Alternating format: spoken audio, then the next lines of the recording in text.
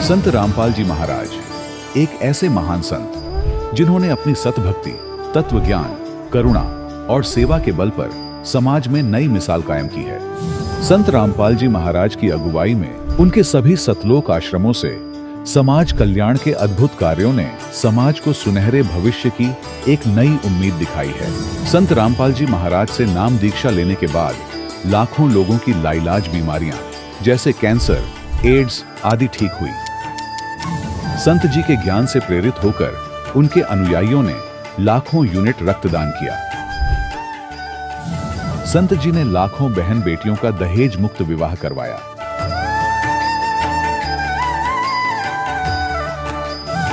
संत जी ने लाखों लोगों का नशा छुड़वाया, करोड़ों उजड़े परिवार बसे।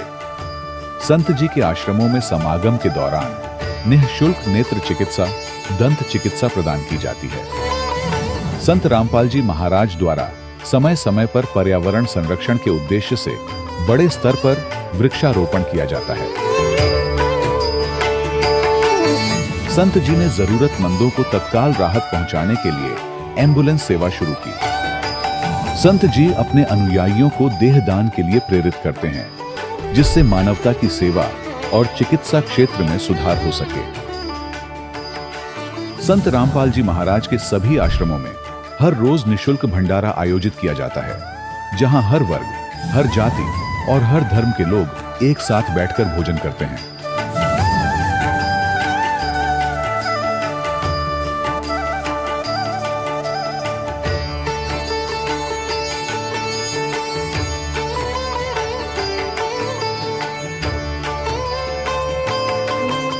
संत रामपाल जी महाराज की अन्नपूर्णा मुहिम ने गरीब और बेसहारा लोगों के जीवन में एक नई ऊर्जा और उम्मीद को जन्म दिया है। घर घर खाद्य सामग्री और जरूरी मदद पहुंचाकर संत रामपाल जी महाराज ने लोगों को दुख और मजबूरी से लड़ने की ताकत प्रदान की है।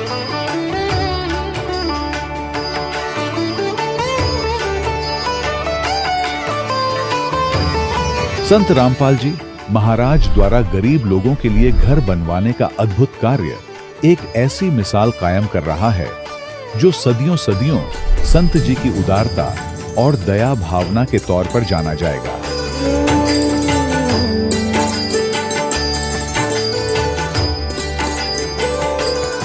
संत रामपाल जी महाराज के आश्रम में हजारों बुजुर्गों को सम्मान और प्यार के साथ जीवन जीने का अवसर मिलता है। उनके खाने, रहने और स्वास्थ्य की पूरी जिम्मेदारी संत रामपाल जी महाराज उठाते हैं। अनाथ बच्चों के लिए संत रामपाल जी महाराज के सभी आश्रम किसी वरदान से कम नहीं। यहाँ उन्हें शिक्षा, संस्कार और भविष्य के लिए बेहतर अवसर प्रदान किए जाते हैं।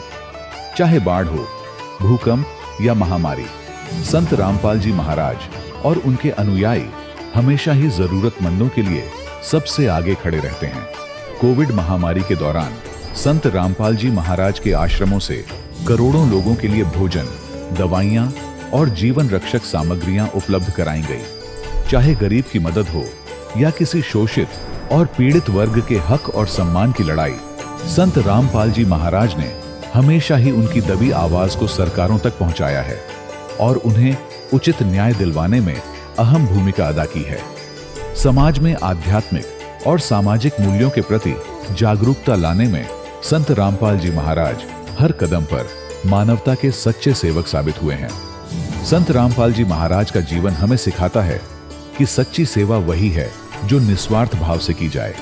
आइए हम भी इस महान सेवा के कार्य में इस महान संत से जुड़ें और संत रामपाल जी महाराज से नाम दीक्षा लेकर अपने जीवन को धन्य बनाएं।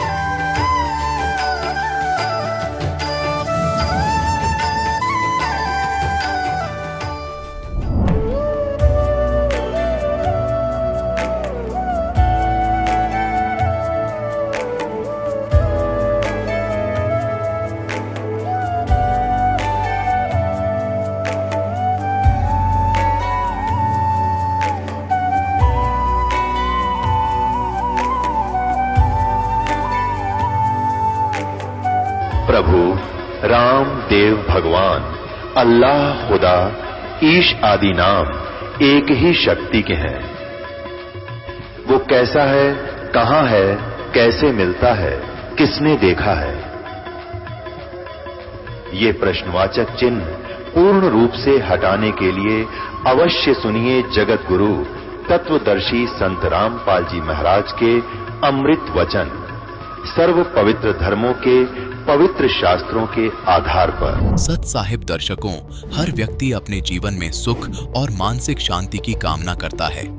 लोग धर्म और भक्ति के माध्यम से अपनी परेशानियों का समाधान ढूंढते हैं, लेकिन जब वर्षों की साधना और पूजा के बावजूद मन को वह सुकून नहीं मिलता जो अपेक्षित होता है, तब एक सवाल मन में उठता है कि क्या सचमुच मेरी भक्ति शास्त्र अनुसार है? दर्शकों, कुछ ऐसी ही कहानी थी फतेहगढ़ साहिब पंजाब के रहने वाले गुरपाल सिंह जी की। इन्होंने अपने धर्म में प्रचलित सभी साधनाओं को किया। गुरपाल सिंह जी मंदिर और गुरुद्वारों में भी गए और राधा स्वामी पंथ से भी जुड़े, क्योंकि पूजा पाठ में इनकी विशेष रुचि थी। परंतु इनको कोई लाभ नहीं मिला। भूत प्रेत का साया और ग्रह क्लेश से इनकी जिंदगी बिल्कुल बर्बादी की कगार पर पहुंच गई थी। लेकिन फिर जब इन्हें संत रामपाल जी महाराज का शास्त्र अनुसार ज्ञान मिला और इन्होंने नाम दीक्षा ली, तो इनकी जिंदगी में सभी दुख और परेशानियां बिल्कुल समाप्त हो गईं और इनको चमत्कारिक लाभ होने लगे। दर्शकों, आखिर संत रामपाल जी महाराज ने गुरपाल जी को ऐसी कौन सी जड़ी बूटी दे दी जिससे कि इनके जीवन की सभी परेशानियां बिल्कुल समाप्त हो गईं? और क्यों आज करोड़ों लोग अपने धर्म की परंपरागत साधनाओं को छोड़कर संत रामपाल जी महाराज से जुड़ रहे हैं? आखिर इसके पीछे की सच्चाई क्या है? आइए सुनते हैं गुरपाल सिंह जी की कहानी इन्हीं की जुबानी। सर नमस्कार। सत साहिब जी। सर क्या नाम है आपका? गुरपाल सिंह, पिंड रुड़की, जिला फतेहगढ़ साहब, पंजाब। सर क्या काम करते हैं आप? पेंटिंग का काम करते हैं। संत रामपाल जी महाराज से कब जुड़े? सन 2013 5 जनवरी। सर संत रामपाल जी महाराज से नाम दीक्षा लेने से पहले आप क्या भक्ति साधनाएं करते थे? सिख पंथ नाल जुड़े हुए सी, अमृत छकिया हुआ सी सर। और उसके बाद देवी देवतियों की पूजा करते थे। इससे पहले फिर सब तो पहला तो सर देवी देवतियों की पूजा करते थे, उस तो बाद सिख पंथ नाल जुड़िया तो अमृत छकिया हुआ सी। और बस ये नितनेम बाणी का पाठ करते सी जी। सर आपको संत रामपाल जी महाराज के बारे में कैसे पता चला? कैसे आप उनके आश्रम में आए? इन संत रामपाल जी महाराज जी ਦੇ ਆਸ਼ਰਮ ਦੇ ਵਿੱਚ ਜਦੋਂ ਗਏ ਆ ਜੀ, ਉਸ ਤੋਂ ਪਹਿਲਾਂ ਮੈਨੂੰ DVD ਕੈਸਟਾਂ ਕਿਸੇ ਭਗਤ ਕੋਲੋਂ ਪ੍ਰਾਪਤ ਹੋਈਆਂ ਤੇ ਉਹ ਮੈਂ ਦੇਖੀਆਂ ਤੇ ਇਹਨਾਂ ਦੇ ਗਿਆਨ ਨੂੰ ਸਮਝਿਆ ਤੇ ਸਮਝਣ ਦੇ ਉਪਰੰਤ ਫਿਰ ਮੈਂ ਉੱਥੇ ਆਸ਼ਰਮ ਗਿਆ ਜੀ, ਇਕੱਲਾ ਹੀ ਆਸ਼ਰਮ ਜਾ ਕੇ ਤੇ ਇਹਨਾਂ ਦਾ ਨਾਮ ਉਪਦੇਸ਼ ਲਿਆ ਤੇ ਜੋ ਨਾਮ ਉਪਦੇਸ਼ ਲਿਆ ਤੇ ਉੱਥੋਂ ਲੰਗਰ ਪਾਣੀ ਛਕਿਆ ਬੜੀ ਸੁਵਿਧਾ ਨਾਲ। ਤੇ ਉਸ ਤੋਂ ਬਾਅਦ ਸੰਤ ਰਾਮਪਾਲ ਜੀ ਮਹਾਰਾਜ ਜੀ ਦੇ ਦਰਸ਼ਨਾਂ ਲਈ ਲਾਈਨ ਵਿੱਚ ਲੱਗੇ। ਤਾਂ ਲਾਈਨ ਵਿੱਚ ਲੱਗਣ ਤੋਂ ਜਦੋਂ ਸੰਤ ਰਾਮਪਾਲ ਜੀ ਮਹਾਰਾਜ ਇੱਕ ਇੱਕ ਭਗਤ ਨੂੰ ਬੜੇ ਪਿਆਰ ਨਾਲ ਆਸ਼ੀਰਵਾਦ ਦੇ ਰਹੇ ਸੀ, ਸਿਰ ਪਰ ਹੱਥ ਰੱਖ ਕੇ, ਤੇ ਬਚਨ ਵੀ ਕਰਦੇ ਸੀ। ਜੋ ਪੁੱਛਣਾ ਚਾਹੁੰਦਾ ਸੀ ਕੋਈ ਗੱਲਬਾਤ, ਉਹ ਬੜੇ ਪਿਆਰ ਨਾਲ ਉਹਦਾ ਜਵਾਬ ਦਿੰਦੇ ਸੀ। संत रामपाल जी महाराज से नाम दीक्षा लेने के बाद आपको क्या लाभ मिले? ਲਾਭ ਤੋਂ ਮੈਨੂੰ ਮੇਰੇ ਪਰਿਵਾਰ ਸਭ ਤੋਂ ਵੱਡਾ ਲਾਭ ਤੋਂ ਇਹ ਮਿਲਿਆ ਜੀ, ਜੋ ਮੋਕਸ਼ ਪ੍ਰਾਪਤੀ ਦਾ ਇਹ ਨਾਮ ਦੀ ਕਮਾਈ ਸਤ ਭਗਤੀ ਹੈ ਜੀ। ਇਹ ਸਤ ਭਗਤੀ ਕਰਨ ਨਾਲ ਮੁਕਤੀ ਮਿਲੂਗੀ ਜੀ। ਔਰ ਮੇਰੇ ਘਰ 'ਚ ਸੁੱਖ ਸ਼ਾਂਤੀ, ਹਰ ਇੱਕ ਪਰਿਵਾਰ ਸੁੱਖ ਸ਼ਾਂਤੀ ਨਾਲ ਰਹਿ ਰਿਹਾ। ਪਹਿਲਾਂ ਕੋਈ ਕਿਸੇ ਨੂੰ ਕੋਈ ਤਕਲੀਫ ਹੋ ਜਾਂਦੀ, ਕਿਸੇ ਦਾ ਸਿਰ ਦਰਦ, ਕਿਸੇ ਦੇ ਪੇਟ ਪੀੜਾ ਹੋਣ ਲੱਗ ਜਾਂਦੀ ਸੀ, ਤੇ ਇਹ ਜੋ ਹੈ ਮੇਰੇ ਘਰ 'ਚ ਬਹੁਤ ਸੁੱਖ ਸ਼ਾਂਤੀ ਆ। ਹੁਣ ਬੜੇ ਬਰਕਤ ਆ, ਬੜੇ ਪਿਆਰ ਨਾਲ ਰਹਿ ਰਿਹਾ ਪਰਿਵਾਰ। क्या पहले आप कोई नशा करते थे? ਨਸ਼ਾ ਕਰਦੇ ਸੀ ਪਹਿਲਾਂ ਤੰਬਾਕੂ ਦਾ ਕਰਦੇ ਸੀ। अब ਜਦੋਂ ਦਾ ਸੰਤ ਰਾਮਪਾਲ ਜੀ ਮਹਾਰਾਜ ਜੀ ਸੇ ਨਾਮ ਉਪਦੇਸ਼ ਲਿਆ है, उदों तो कोई नशा नहीं करते। आखिर संत रामपाल जी महाराज कौन सी दवाई देते हैं जो उनसे नाम दीक्षा लेता है वो नशा छोड़ देता है? दवाई तो सब उनके नाम में ही है सर। जो नाम है उनका सच्चा नाम है, वो नाम जपन नाल हर एक नशा तो नशा, हर एक रोग भी दूर हो जाता है। सर क्या ये बात सच है कि संत रामपाल जी महाराज का कोई भी अनुयायी नशा करना तो दूर नशे को छूता तक नहीं? ਹਾਂ ਬਿਲਕੁਲ ਸੱਚ ਹੈ ਸਰ। ਨਸ਼ਾ ਕਰਨਾ ਤੋਂ ਦੂਰ ਉਹਨੂੰ ਹੱਥ ਲਗਾਉਣਾ ਵੀ ਮਨਾ ਹੈ। ਬਹੁਤ ਅਪਰਾਧ ਹੈ, ਮਤਲਬ ਲਿਆ ਕੇ ਨਹੀਂ ਦੇਣਾ, ਕਰਨਾ ਤਾਂ ਦੂਰ ਰਿਹਾ। नहीं, मेरे कहने का मतलब ये है कि संत रामपाल जी महाराज जी के नियम तो जरूर हैं कि आप लोग नशा नहीं कर सकते, नशीली वस्तुओं को नहीं छू सकते। क्या वास्तव में जो उनके श्रद्धालु हैं वो इन नियमों का पालन करते हैं या फिर नियम तो केवल कहने मात्र के लिए बनाए गए हैं? ਨਹੀਂ ਸਰ, ਬਿਲਕੁਲ ਮਤਲਬ ਬਿਲਕੁਲ ਪਾਲਨ ਕਰਦੇ ਆ ਜੀ। ਜੇ ਅਗਰ ਇਹ ਕੋਈ ਉਹ ਨਹੀਂ, ਕੋਈ ਦਬਾਅ ਨਹੀਂ, ਕੋਈ ਕੁਛ ਨਹੀਂ ਹੈ, ਇਹ ਵੀ ਹੈ ਵੀ ਕੋਈ ਜਾਣ ਕੇ ਸ਼ਰਤ ਰੱਖੀ ਵੀ ਆ, ਉਹ ਆਟੋਮੈਟਿਕਲੀ ਹੀ ਨਾਮ ਉਪਦੇਸ਼ लेन तो बाद कृपा हो जाती है, बिल्कुल ही मन मुड़ जाता है। सर आपको कितने दिन हो गए हैं नशे से दूर हुए, या नशे को आज तक आपने छुआ तक नहीं है? कितने दिन हो गए हैं? मैं 2013 ਦੇ ਵਿੱਚ ਮਤਲਬ ਦਸੰਬਰ ਤੱਕ ਨਸ਼ਾ ਕਰ ਲਿਆ ਸੀ। ਉਸ ਤੋਂ 5-10 ਦਿਨ 5 ਹਫ਼ਤਾ 7 ਦਿਨ ਪਹਿਲਾਂ ਹੀ ਨਸ਼ਾ ਛੋੜਿਆ ਤੇ ਉਸ ਤੋਂ ਬਾਅਦ हमने हथ नहीं लगाया, खाना तो दूर रहा। सर देखिए, मान लीजिए यदि कोई श्रद्धालु शराब की दुकान पर काम करता है या फिर उसकी कोई परचून की दुकान है, क्या वह भी कोई नशीली वस्तु को हाथ नहीं लगा सकता या बीड़ी सिगरेट तंबाकू वगैरह नहीं बेच सकता? क्या इन चीजों को बेचना मना है? हाँ जी, मना है। श्रद्धालु कोई नहीं हाथ नहीं लगाएगा, बेचना तो दूर रहा सर।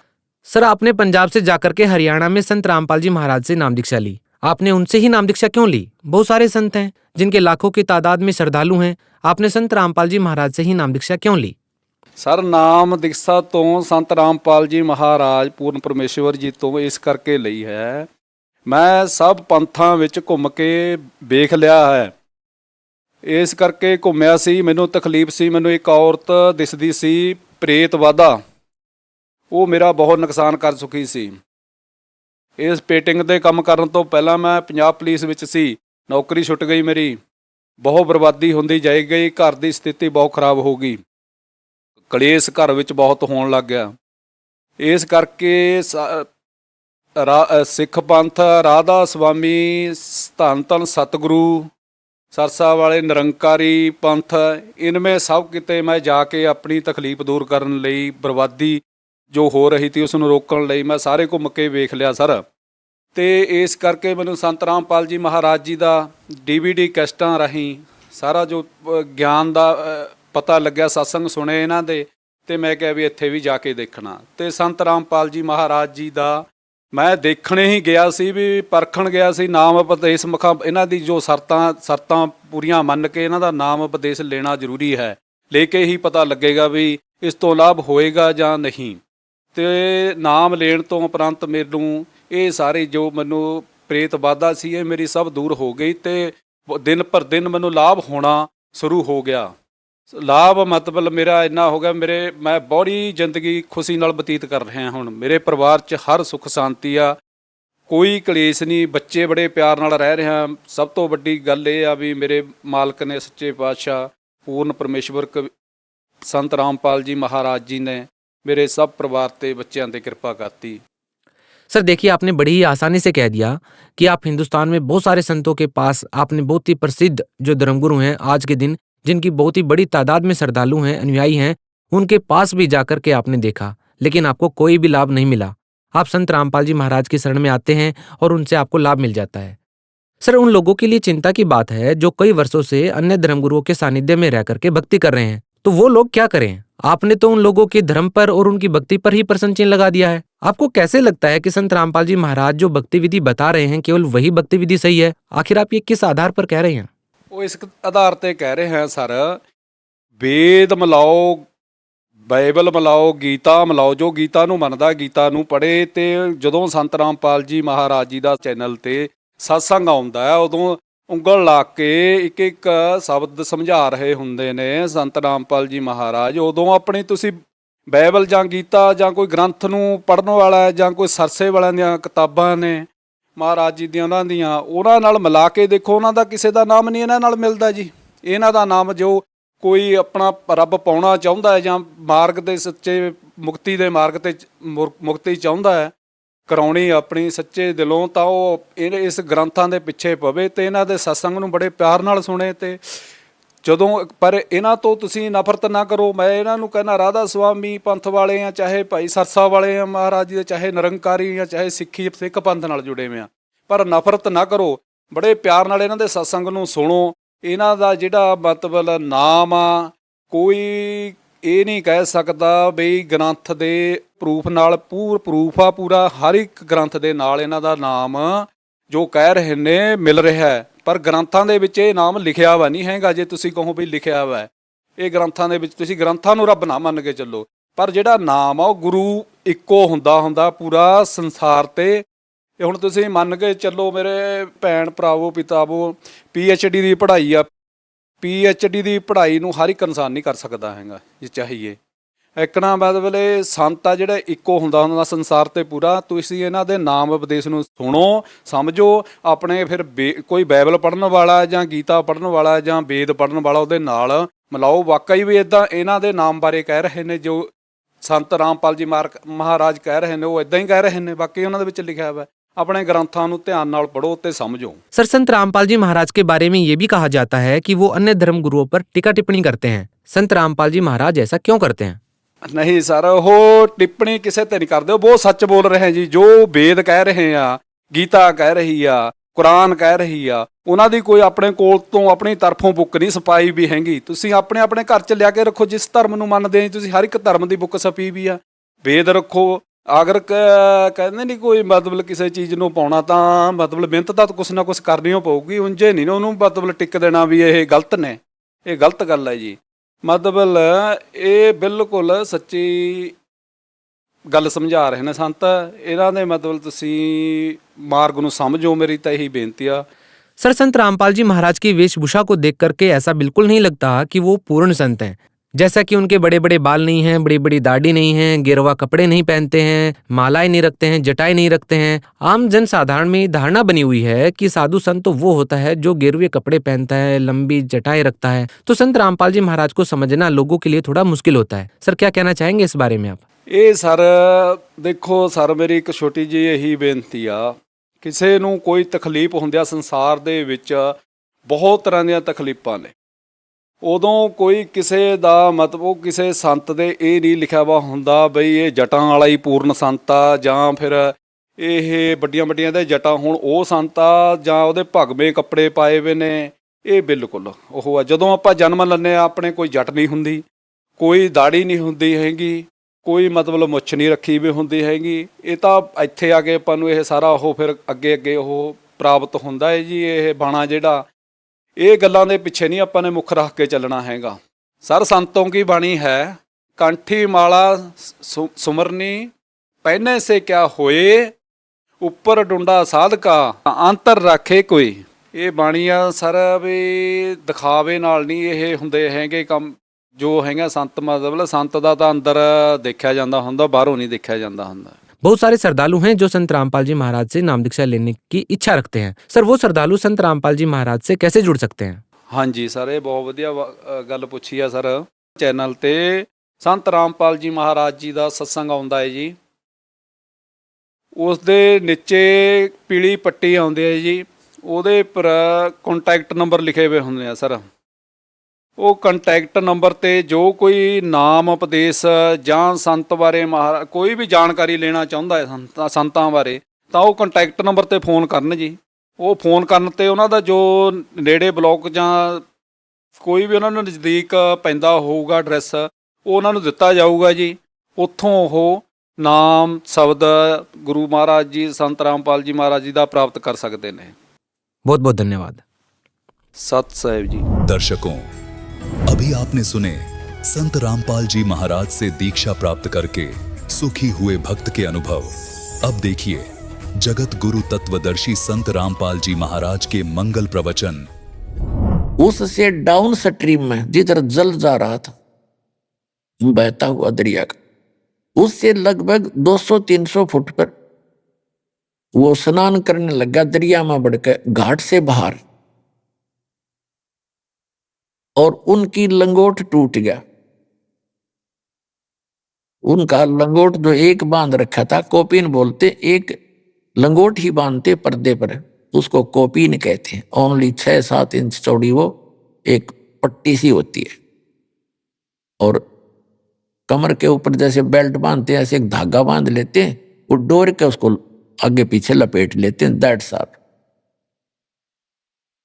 तो वो संत वो लीला देखो, दास अब उसको अंधा महात्मा ही कहेगा क्योंकि मालिक उसका रोल, जैसे हम सुदर्शन को ही महिमा देते हैं तो अब भी उस अंधे महात्मा के ही रोल में मालिक रोल कर रहे थे, ऐसा ही बताएंगे।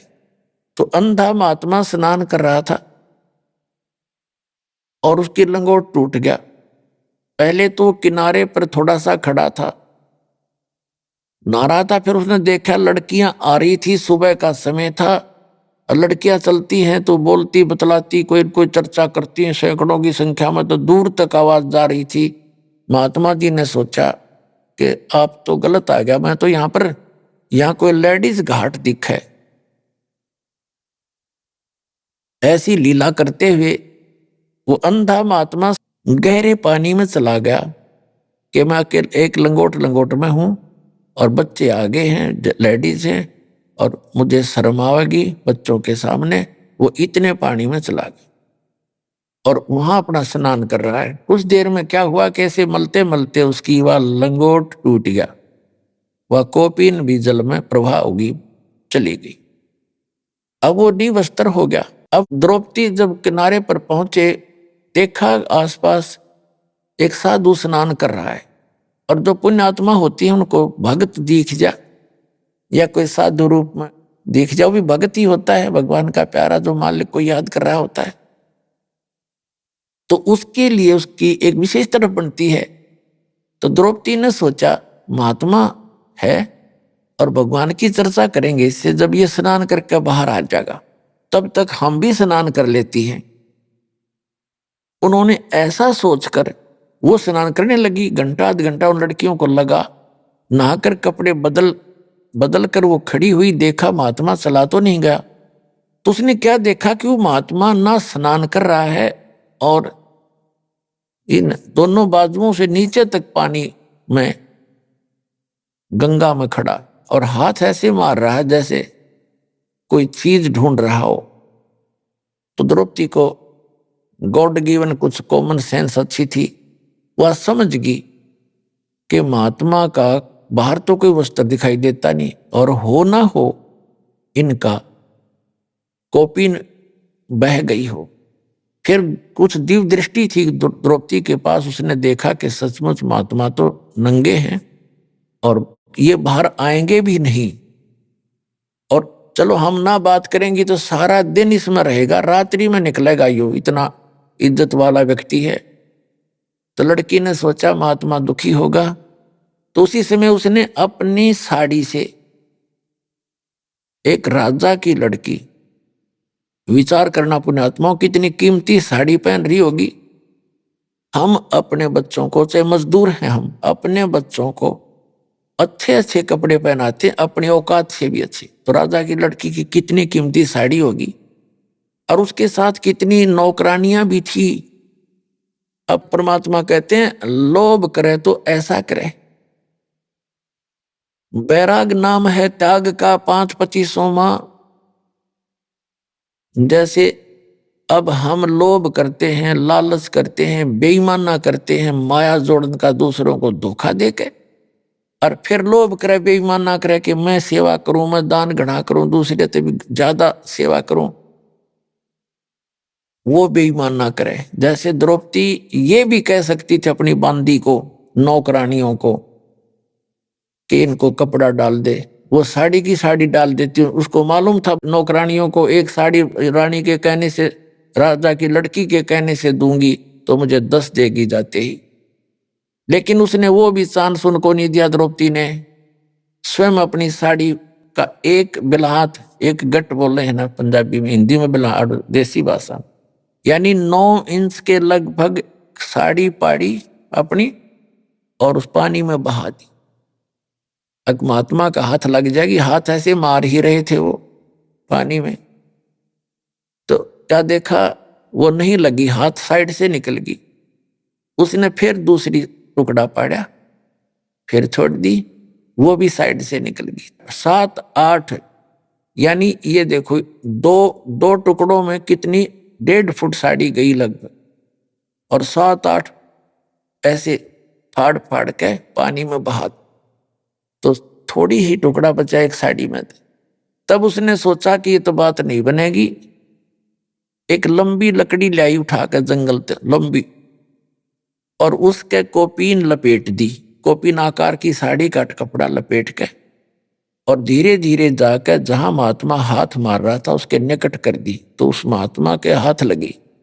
हाथ लगते ही उसने देखा, भगवान का शुक्र मनाया, ये भगवान बड़ी दया करी आपने, हे दाता आप तो इसमें दरिया में भी मेरी इच्छा पूरी कर दी। फिर उसने सोचा था कोई वैसे स्वाभाविक कपड़ा आ गया होगा, चीथड़ा पाटा हुआ कोई कतरसी। फिर उसने देखा कि नहीं, ये तो बहुत कीमती साड़ी है, और साड़ी का टुकड़ा प्रॉपर वैसे किसी ने भेजा है, तो कोई बहन बेटी ने, इन्हीं में से किसी ने दया करी। तब आशीर्वाद दिया उसने कि हे बेटी, आज तने मेरी इज्जत राखी, मेरा पर्दा राख्या, भगवान तेरी इज्जत राखे और तने घणाए देवे। कहते साधु बोले सहज सुबह, और जो चावे सो कर दे। अब जब तो उस लड़की का कोनी ध्यान रहा कि एक टुकड़ा साड़ी का दिया था, उसको तो अनगिन साड़ियां पड़ी थी। लेकिन जब उसका विवाह हो गया उस लड़की का, द्रौपदी का, और पांडव जो है राज हार गए जुए में कौरवों से, और अंत में चाल खेली, क्योंकि एक दिन द्रौपदी ने, राजा युधिष्ठिर ने उसका शीशे का महल बनाया था, शीश महल, उसमें शीशे लगा रखे थे, और दुर्योधन को आमंत्रित किया। तो द्रौपदी आई थी पानी का घड़ा भर के अपना, नीचे से ऊपर महल में, बाहर से, वहीं से साथ में कुएं होते थे राजाओं के, और उधर से दुर्योधन आ रहा था। दुर्योधन की टक्कर लगी शीशे में, शीशे की दीवार थी, उसने दिखे, पारदर्शक थी, उसने दिखा को ना, और अच्छी तरह गिर गया धड़ाम देसी। द्रौपदी हंसन लगी। एक तो उसने मजाक किया था एक देवर समझ के, और कहा था कि अंधों की संतान अंधी ही होती है। और यहां परमात्मा ने निर्णय दिया है सुख संवेद में, उस कबीर भगवान ने, कहते हैं साधु सजन और सोना गोल्ड, ये टूट जुड़े 100 बार, और दुर्जन और पाका कलश एक धक दरार। कितना अनमोल उदाहरण दिया परमात्मा ने कि जो सजन व्यक्ति होते हैं उनकी कहा सुनी भी हो जाती है, लेकिन कुछ दिनों के बाद ऐसे हो जाते हैं जैसे कभी झगड़ा हुआ ही नहीं था, कोई मलाल नहीं रखते। संत और सजन, साधु भगत और सजन यानी जेंटलमैन, और सोना गोल्ड, उसने कितने तोड़ के और फिर दोबारा किसा ही बना दे वैसा ही बन जाता है, उसमें निशान भी नहीं रहता, उसी तरह जुड़ जाता है। और नीच आत्मा, नकमी आत्माएं एक के बात में इतना दूर हो जाती हैं, इतना जुल्म तोल देते हैं, इसने न्यू कर दूंगा, इसको मार डालूंगा, वो दुमस्तार देता है। वो कहते दुष्ट इंसान होते। और पक्का घड़ा एक के धक्के में दरार हो जाती है, दोबारा नहीं मिल सकता, चाहे 100 ट्राई कर लो। उसको मिलाओगे तो और तरह का हो जाएगा, उसका सिमट शामट ला के थोड़ी बहुत की तो जोड़ जुगाड़ कर लेते हैं, तो वह चीज नहीं रहती इसमें, वो बकवाद नारी दिखेगी। तो यहाँ कहते हैं संत सज्जन और सोना टूट जोड़े 100 बार, और दुर्जन निकम्मी आत्मा और पाका कलश एक के धक दरार। एक के धक्के मानो, एक के बात में वो इतने दुष्ट बन जाते हैं। तो दुर्योधन उस दुर्जनों में से था। द्रौपदी ने सिंपल सी बात मजाक में कहा था, धृतराष्ट्र अंधा था, धृतराष्ट्र के पुत्र थे दुर्योधन, उसने मजाक में कह दिया अंधा अंधे होते हैं, अंधों की संतान अंधी ही होती है। इससे बात का दुख मान गया, अकांड दे टाइम इसकी बेइज्जती करूंगा, दिखाऊंगा इसको झटके।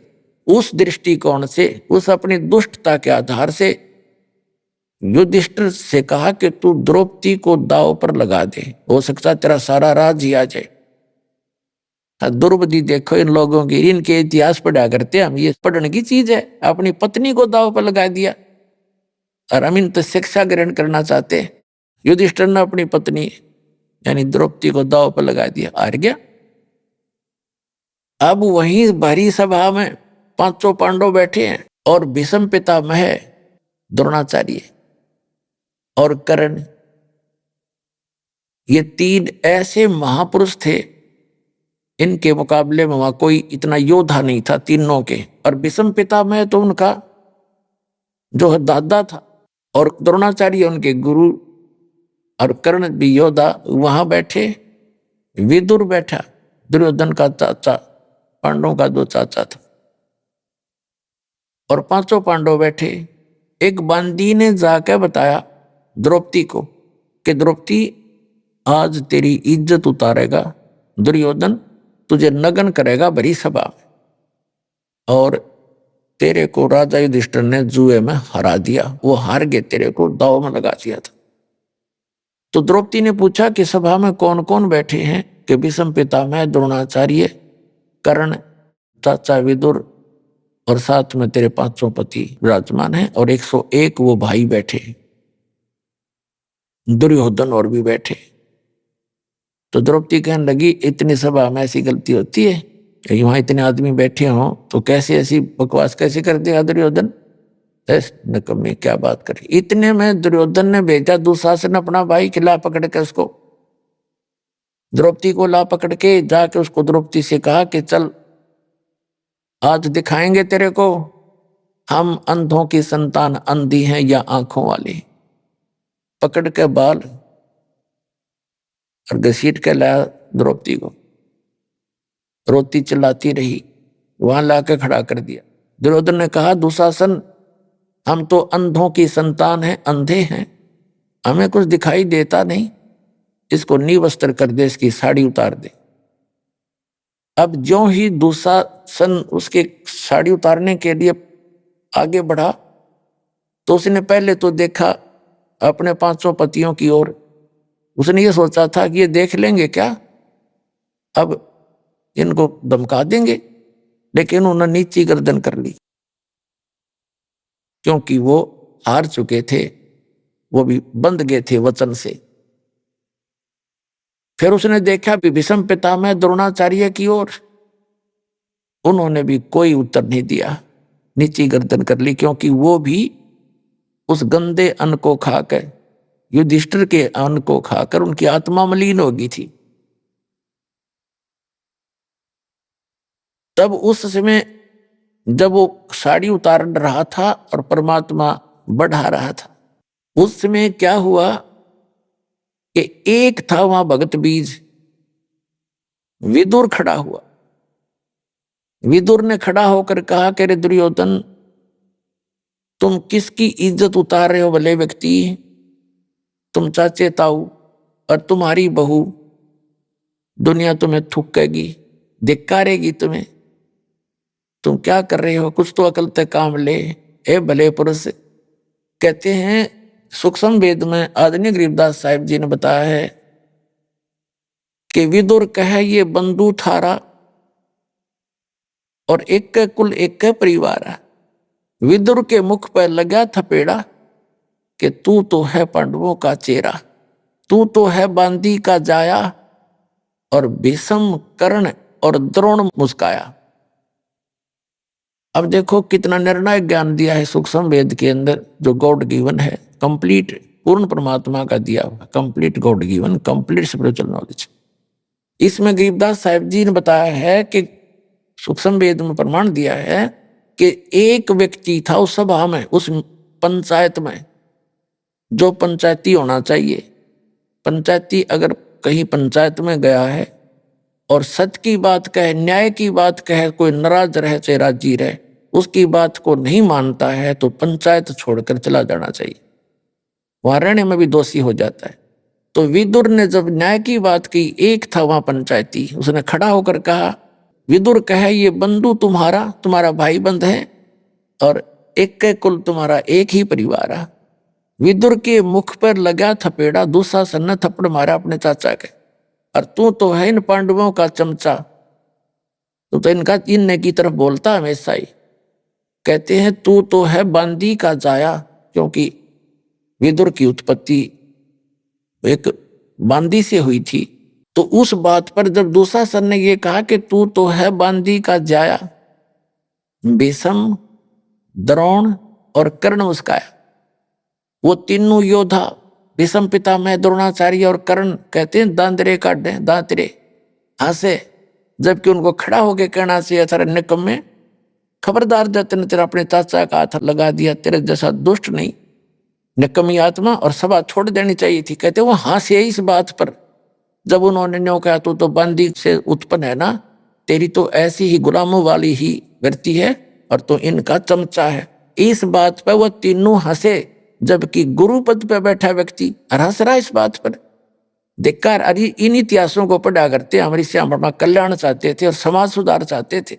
तो कहते हैं जब द्रौपदी ने देखा विदुर चला गया उठ के, अब द्रौपदी ने देखा ये तीनों हंस रहे इस बात पर।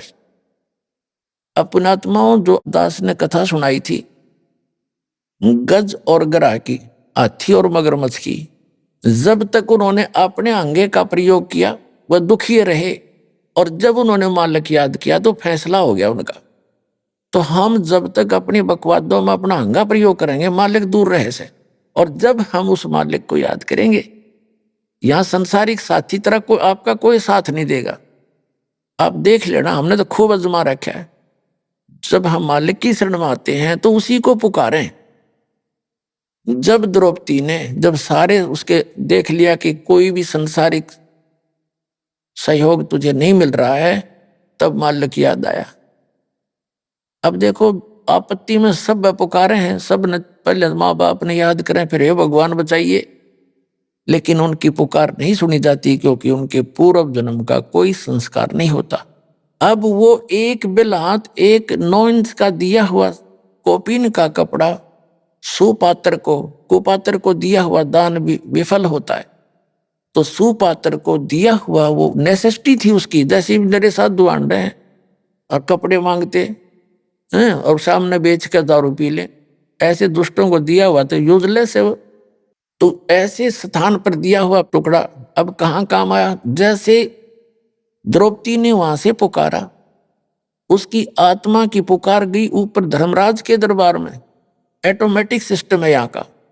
अब तो आपको और आसानी तो समझ में आ जाएगा, इंटरनेट वगैरह लग गए, समझदार मालिक ने पहले याद आया न्योय करी है कि आध्यात्मिक मार्ग तो इससे और एफिशिएंट है और बहुत ज्यादा सुपीरियर है इससे।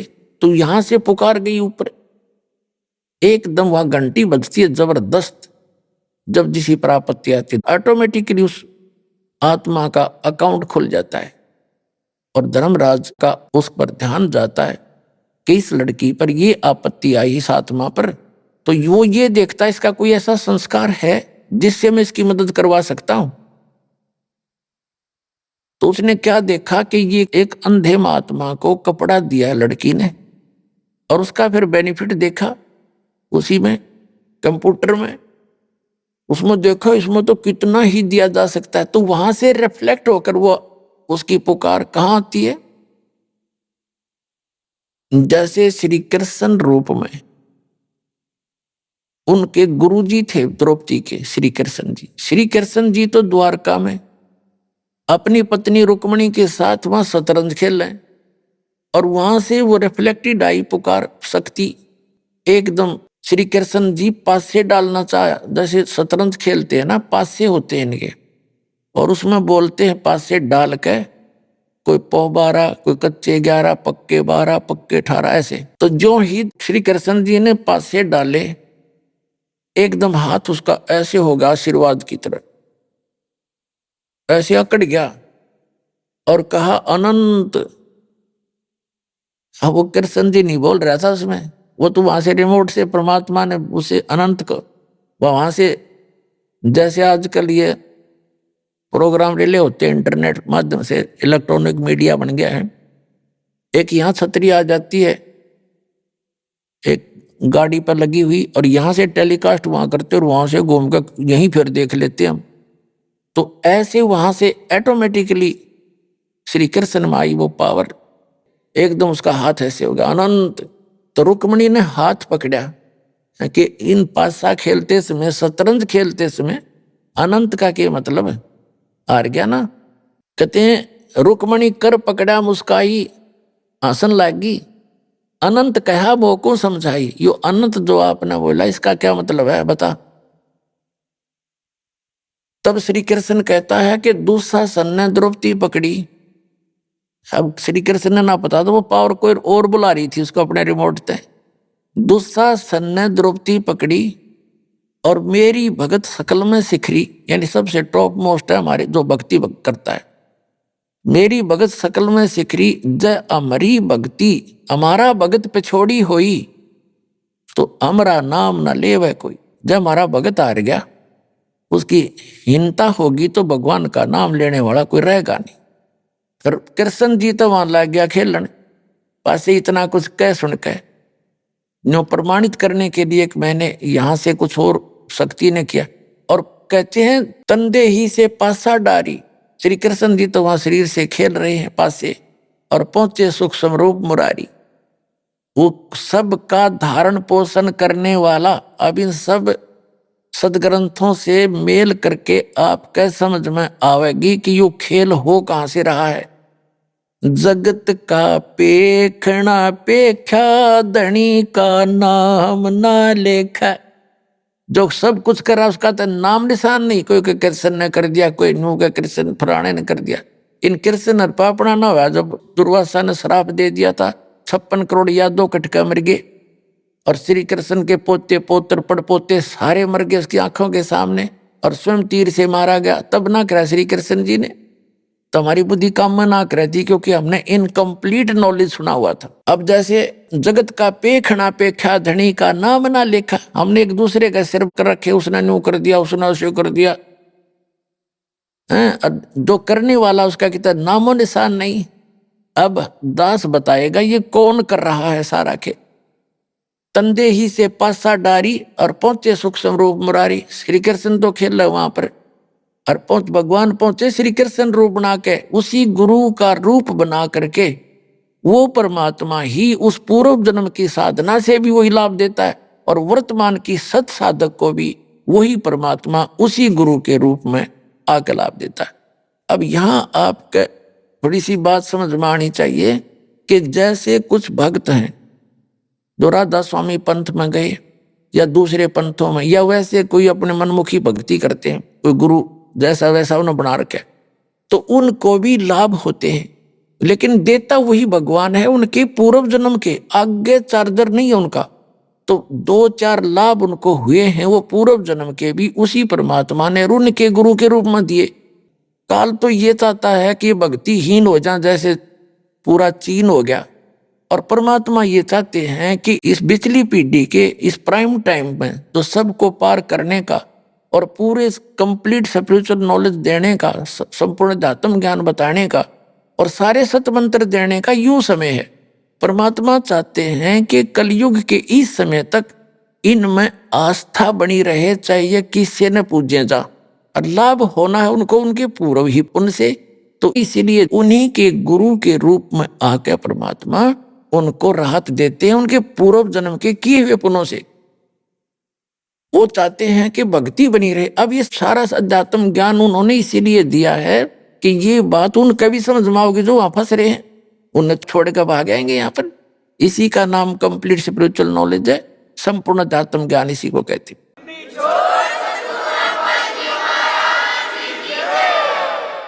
तो कहते हैं श्री कृष्ण जी का रूप बनाकर सूक्ष्म रूप, और परमात्मा पीछे खड़े हो गए और ऐसे आशीर्वाद कर दिया। कहते हैं पहुंचे सूक्ष्म रूप मुरारी, खेचत खेचत खेच कसीसा, खूब जोर लागे खेच रहा है दुशासन, खेचत खेचत खेच कसीसा, सिर पर बैठे हैं जगदीशा। कहते हैं द्रौपदी को कोपिन दई रे, बढ़ गए अंत पारे, तो खेचत खेचत खेच कसीसा, सिर पर बैठे हैं जगदीशा। द्रौप सुता को चीर बढ़ाए, शंख शंखों पार नहीं पाए। अब दुशासन साड़ी खींच खींच के इतना योद्धा था, कहते हैं 10,000 हाथियों की ताकत दुशासन के अंदर। जैसे आजकल तो हॉर्स पावर से गिनते हैं, उसमें एलिफेंट पावर गिनी जाती थी। इतना ताकतवर। और द्रौपदी कमल के फूल जैसी, परमात्मा की शरण में सत भक्ति, वो मालिक की पूर्व जन्म की साधक थी, इस जन्म की अभी तक उसको मदद मिल रही थी, लेकिन नहीं समझ में आती इन प्राणियों के। तो फिर परमात्मा ने वो अनंत बढ़ा दिया, दुशासन पसीनम पसीना हो गया, इतना तगड़ा योद्धा। तो फिर बताया परमात्मा ने आकर के द्रौपसुता को दीन ने लीर जाके अंत बढ़ाए चीर। वो तो बात आई गई हुई, दुशासन थक के बैठ गया, भाई को पता नहीं क्या जादू कर दिया इसने। तो ये जादू कहने लग जाते हैं फिर जो कर्महीन इंसान। फिर द्रौपदी अपने घर चली गई, बात वहां खत्म हुई। अब कुछ दिन के बाद श्री कृष्ण जी आए। श्री कृष्ण जी से द्रौपदी ने कहा, है भगवान, जब मेरे सारे संसारिक सहारे खत्म हो गए थे, मेरे पति भी मदद करने योग्य नहीं रहे थे, और भीष्म पितामह द्रोणाचार्य और कर्ण जी ने भी मेरी मदद नहीं करी, और ये मेरी ऐसी समस्या आ गई थी। भगवान, आपको याद किया, आपने मेरी लाज रखी। हे परमात्मा, मेरे कौन से कर्म का फल था? अब कृष्ण जी को तो याद भी कोई ना, उस पता भी नहीं था वहां क्या हो रहा, उसकी गल घटना। पुणात्मा, यहां समझना चाहिए आपने कि वो करने वाला कौन था। तब द्रौपदी ने बताया ऐसे ऐसे हो गया था, सब ने बताया कि बड़े कमाल किया आपने, तो ये गुरु का नाम लिया जाता है, करता भगवान ये। पांडवों के गुरु भी श्री कृष्ण जी थे, तो श्री कृष्ण जी को दिव्य दृष्टि थी, क्योंकि पुण्य कर्मी प्राणी हैं और परमात्म पद प्राप्त है इनको, 3 लोक के प्रधान है, एक विभागीय मंत्री हैं, इनमें इतनी दिव्य दृष्टि होती है। उन्होंने दिव्य दृष्टि से देखा कि हो द्रौपदी, आपने जब आप कंवारी थी अपने पिता के घर पे एक बार स्नान करने गई थी, तो एक अंधे महात्मा के कोपीन बह गई थी जल में, और आपने अपनी साड़ी पाड़ के और उसको कोपीन दी थी। उस एक छोटे से कपड़े का वो फल है तुझे, जिस कारण से भगवान ने तेरी साड़ी बढ़ा दी। अब द्रौपदी उस बात को याद करती है, हे भगवान, हे परमात्मा, एक लीर यानी एक छोटे से टुकड़े के कारण मेरे हो गए चीर अपार, और जब मैं पहले जानती तो सर्वस्व देती वार। जब मुझे पहले पता होता ऐसा महापुरुष है, उस पर फिदा हो जाते, पता नहीं नाम लेते, उसे ज्ञान लेते हैं और कुर्बान हो जाते। मैं सर्वस्व देती वार, मुझे नहीं मालूम था वो इतने महापुरुष थे। एक छोटे से कपड़े के दान करने से आज मुझे इतना लाभ मिला। तो पुण्यात्माओं, आज आपको वो स्थान प्राप्त है, थोड़े से दान का असंख्यों गुणा मिलेगा, और थोड़ी सी भक्ति का आपको असंख्य गुणी भक्ति डिपॉजिट होगी।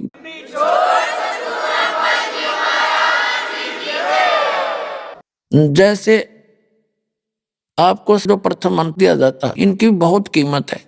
श्वास का जो मंत्र है, एक बार जो सतनाम और सारनाम आपको दिया जाता है, एक बार श्वास वो श्वास से सिमरण करने का इतना लाभ है, इतनी कीमत है, इतनी वैल्यू है इसकी, कि जैसे एक तखड़ी के तराजू में पृथ्वी लोक पूरा, यानी एक राजा थोड़े से टुकड़े का प्रधान होता है, और वो कितना वैल्यू है लगता है हमें, कितना महान लगता है। कहते पूरी पृथ्वी का राज एक पलड़े में, और पाताल लोक का, स्वर्ग लोक का जो कीमत एक तराजू के पलड़े में। अभी आपने सुने संत रामपाल जी महाराज के मंगल प्रवचन। आइए अब सुनते हैं संत रामपाल जी महाराज से नाम दीक्षा लेकर सत भक्ति करके अद्भुत लाभ प्राप्त करने वाले अनुयायी के विचार। दर्शकों, क्या होगा यदि कोई व्यक्ति सभी प्रकार की परंपरागत भक्ति और साधना के हर तरीके को अपना ले, अपने जीवन में सुख और शांति लाने के लिए हर संभव प्रयास कर ले, लेकिन फिर भी उसे न तो शांति मिले और न ही सच्चे सुख की अनुभूति हो? दर्शकों, आज हम आपको ऐसी ही एक सच्ची कहानी सुनाने जा रहे हैं, जो उत्तर प्रदेश के रहने वाले राजेंद्र जी की है। राजेंद्र जी पहले हिंदू धर्म में प्रचलित भक्ति साधनाओं का पालन किया करते थे, लेकिन इसके बावजूद न तो इन्हें शारीरिक सुख मिल पा रहा था और न ही मानसिक शांति। जब राजेंद्र जी को इतनी भक्ति और साधना करने के बाद भी सुख और शांति की प्राप्ति नहीं हुई, तो इन्होंने मदन पंथ और जय गुरुदेव पंथ जैसे मार्गों का सहारा लिया। लेकिन अफसोस, वहां पर भी इनके हाथ सिर्फ निराशा ही लगी। लेकिन दर्शकों, आज राजेंद्र जी का कहना है कि जब से मैंने संत रामपाल जी महाराज से नाम दीक्षा ली है, तब से मेरी जिंदगी की रूपरेखा पूरी तरह से बदल गई है। दर्शकों, आखिर आज राजेंद्र जी हिंदू धर्म में प्रचलित सभी साधनाओं को शास्त्रों के विरुद्ध क्यों बता रहे हैं? आखिर इसके पीछे की सच्चाई क्या है? आइए सुनते हैं राजेंद्र जी की कहानी, उन्हीं की जुबानी। नमस्कार सर। नमस्कार। सर क्या नाम है आपका? मेरा नाम राजेंद्र दास है सर जी। राजेंद्र जी आप कहाँ से हैं? मैं जौनपुर उत्तर प्रदेश से हूँ। राजेंद्र जी, संत रामपाल जी महाराज से नाम दीक्षा आपने कब ली? 2 अक्टूबर 2018 को मैंने लिया नाम दीक्षा। राजेंद्र जी, संत रामपाल जी महाराज से नाम दीक्षा लेने से पहले आप क्या भक्ति साधनाएं किया करते थे? सर भक्ति साधना कोई ज़्यादा नहीं करता था विशेष। मैं जो है परमात्मा की तलाश में रहता था, आध्यात्मिक पुस्तकें पढ़ता था, लोगों से ज्ञान चर्चा किया करता था। तो इसी ज्ञान चर्चा में मैं जो है कुछ किताबें बाजार से ले कर के आया, उसमें जो है त्राटक की विधि लिखी हुई थी, वो त्राटक मैंने किया। वो त्राटक करने के बाद उसके साइड इफ़ेक्ट हुए। साइड इफ़ेक्ट में मुझे तरह तरह की समस्याएं परेशानियां आई, दिमाग डिस्टर्ब रहने लगा, दिमाग सही नहीं रहता था। उसके बाद फिर जो है एक हमारे मित्र ही मिल गए, वो मदन पंथ से जुड़े हुए थे। तो उन्होंने कहा चलो ठीक है वहाँ चलते हैं, आपको दिखाते हैं, तो वहाँ देख लो, ठीक लगे तो मैं वहाँ पर नाम वहाँ का लिया।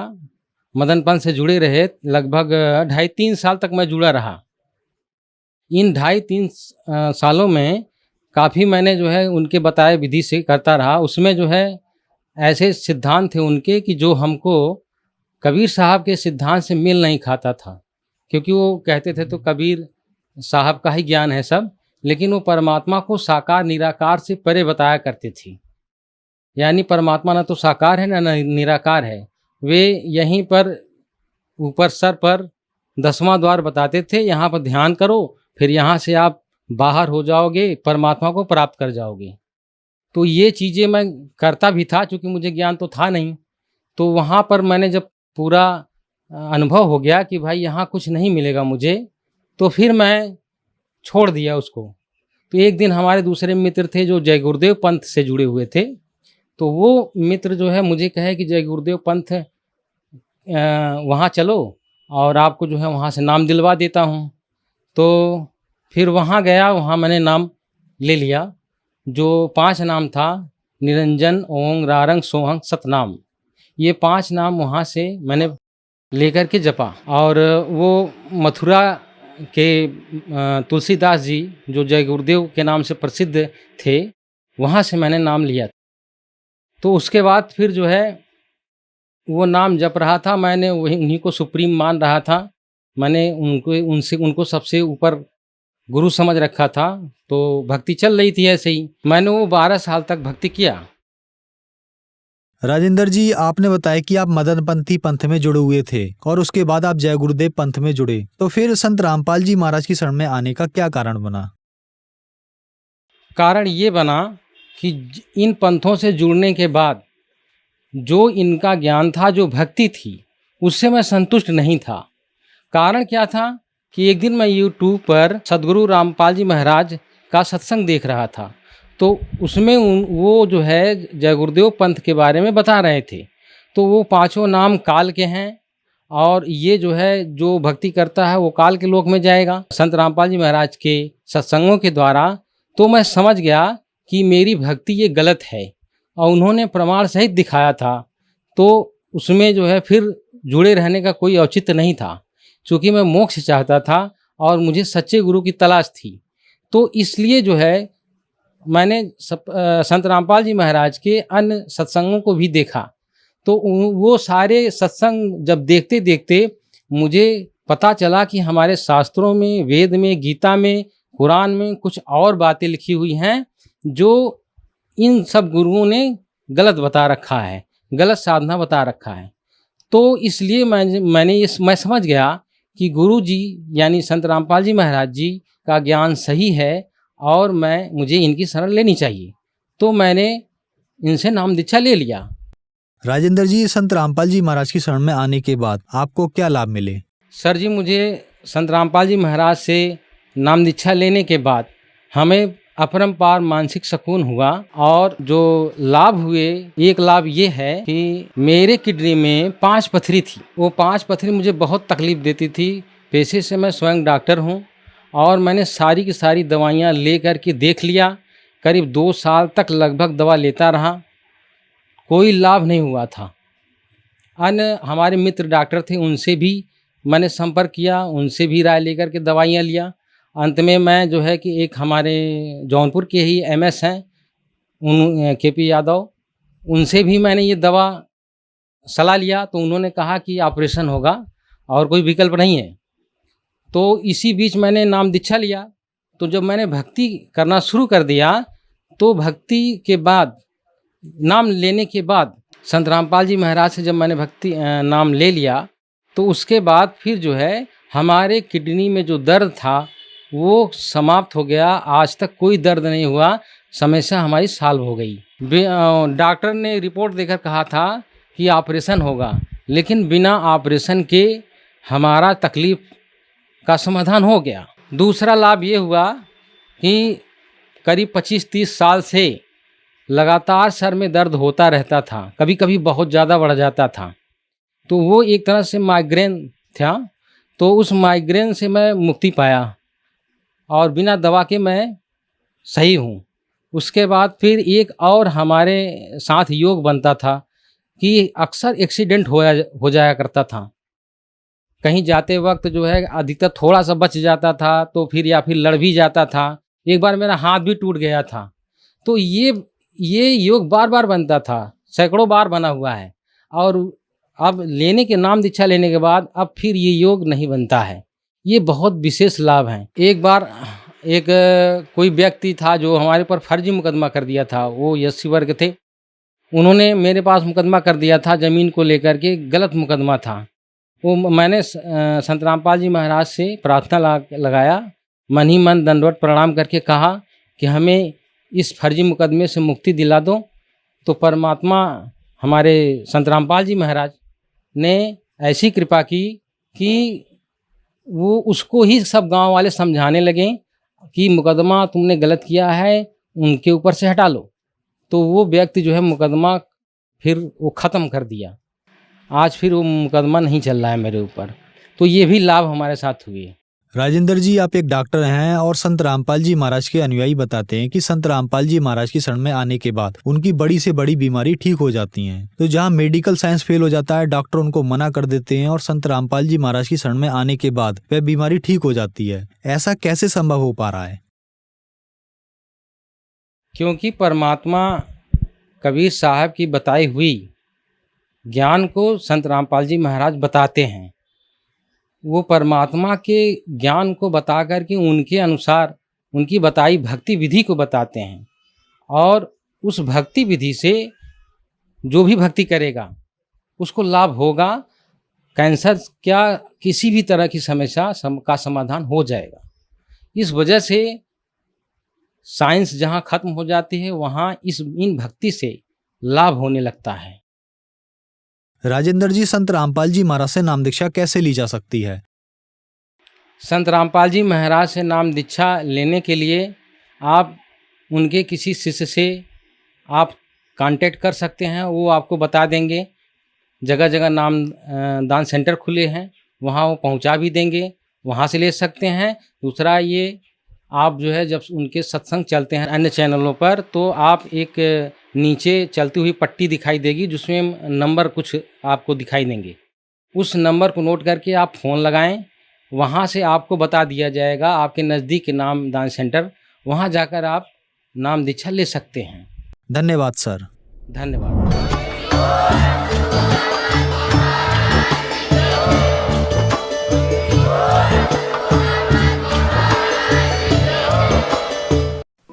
आप सुन रहे थे जगत गुरु तत्वदर्शी संत रामपाल जी महाराज के मंगल प्रवचन। अधिक जानकारी के लिए संपर्क करें।